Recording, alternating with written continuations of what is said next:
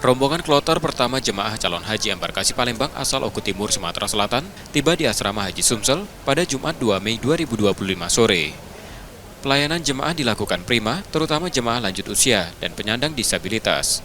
Setibanya di aula asrama, jemaah menjalani pemeriksaan kesehatan, kemudian diarahkan ke gedung permintaan untuk pendataan. Mereka menerima label identitas untuk tas, gelang haji, serta uang saku sebesar Rp750 atau sekitar 3,2 juta rupiah. Kloter 1 ini merupakan jamaah haji asal Oku Timur, jumlahnya itu adalah 370, itu sudah termasuk 4 petugas, 4 petugas kloter, jadi jamaahnya 366 dan ada petugas kloternya 4 orang. Betul. Jadi kalau yang jamaah yang datangnya sore atau malam ke asrama haji, mereka akan mengikuti manasik terakhir atau manasik pemantapan, bukan hanya jamaahnya, tapi juga petugasnya, ada pemantapan petugas itu setelah sholat subuh atau besok pagi. Jadi tetap ada pemantapan manasik haji terakhir untuk mereka.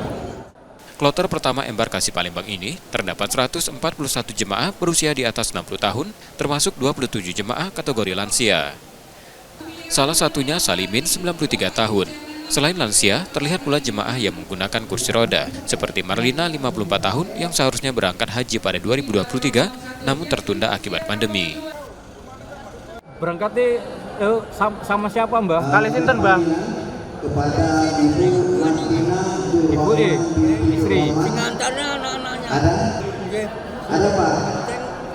Niatin nggih. Silakan maju Pak. Muga-muga paling sehat nriko kasila sare nriko ngoten. Oh, dikasih kesehatan di sana ya, Mbak? Nggih.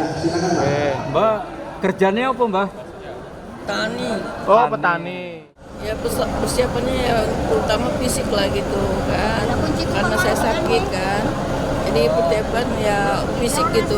Harapannya saya lebih sehat lagi, bisa menunaikan ibadah haji ini dengan baik lah gitu. Semoga nanti perginya segini lebih pulang lebih sehat lagi gitu. Dan jadi haji yang mabrur maunya.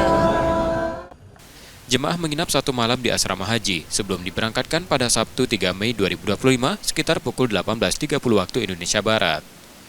Muhammad Reza Palhevi, Kompas TV, Palembang, Sumatera Selatan.